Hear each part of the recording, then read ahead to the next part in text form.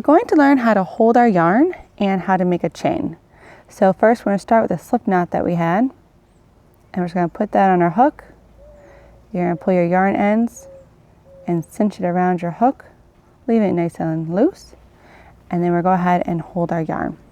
I'm going to show you how I hold my yarn, but there is no right or wrong way of holding your yarn. I've taught dozens and dozens of people, and probably only about a handful of them hold it the way that I do. So just for demonstration, I'm going to show you how I do it, and then over time you might find your own way, and that's okay. So I go over my pinky and over my index finger, and then I hold my tail or work with my middle finger and my thumb, and then I keep my index finger straight up. Now this makes this yarn here nice and tight for me, so it helps me with my tension. And then the idea is to pull this yarn through this loop. So it doesn't really matter how you hold this yarn over here, as long as you can get this yarn through this loop. So if you're the kind of person who wants to hold your yarn just between these two fingers, that's fine. This yarn through this loop. Or if you're the kind of person who wants to wrap it around your pinky a couple times, same thing. This yarn through this loop. Okay, let's begin.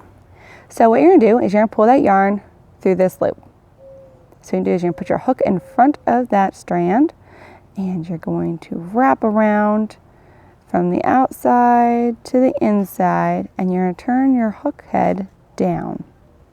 Okay, and you're going to pull through the loop on your hook. All right, so I'm going to do that again. All the way around and down. Now if you don't turn this head completely down, what's going to happen when you pull through is it's going to get stuck. Same thing, if you overturn it, it's going to get stuck. It really has to be in that sweet spot. You've got to have it just right to go through that teardrop shape right there. And you learn it over time, you just got to practice.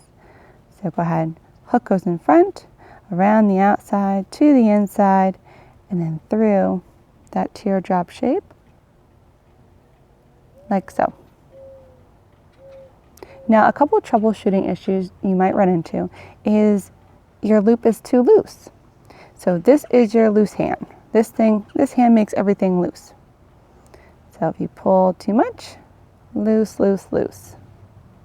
And this hand, if things are too tight, this is the hand that caused it to be too tight. Cinch, cinch, cinch. So when you're making your chains, if you're pulling too much, it's going to make it too loose. And if you're too tight over here, pulling, it's going to be very hard to work into. If you notice this loop here, if I'm pulling tight, it's going to get small. And also, if you make your chain and then you pull afterwards, it makes this chain small. So let me show you that again. Watch this loop. Watch this loop. It cinches it down. We don't want that to happen. That's not an even tension. We want, this is a 5.5 millimeter hook. We want this loop here, this teardrop loop, to be 5.5 millimeters. And we do that by making sure that it's fitting nice and loose on this neck here. And when we pull our yarn through that loop, not only are we keeping this loop, the 5.5 millimeter, we have to be careful not to pull this strand, because if we pull this strand, it will affect this loop here. Even though it's kind of off our hook, it seems, out of sight, out of mind.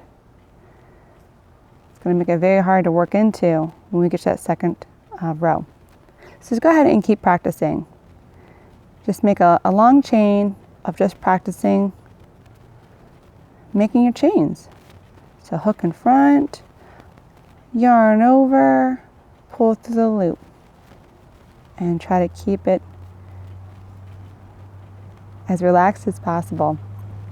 Now, anytime you're learning a new skill, you're going to be tense, your hands are going to be tight, and this hand is really going to want to pull a lot. So you might find that in the beginning, your tension is very tight. And if you find you can't pull this loop through the loop on the hook, it's because this hand is pulling too tight. Remember, this hand makes things loose, so if you can't pull through, use this hand to make it looser. So example, pulling too tight, right here, just loosen up here, let go a little bit, and pull a little bit on this side. And as you can see, our loop here is growing, growing, growing. There you are. Be sure that you are moving your middle finger and your thumb up, because it gives you more control. If you continue chaining and you're not moving it up, this can get really hard to work. As you can see, it's very floppy now. It's really out of your control. So be sure that you are moving your fingers all the way up. I mean, all the way up to that knot is fine. And I'm holding it right on top, and that's okay. So just keep moving it up. So as you see, I use this hand to kind of pull up.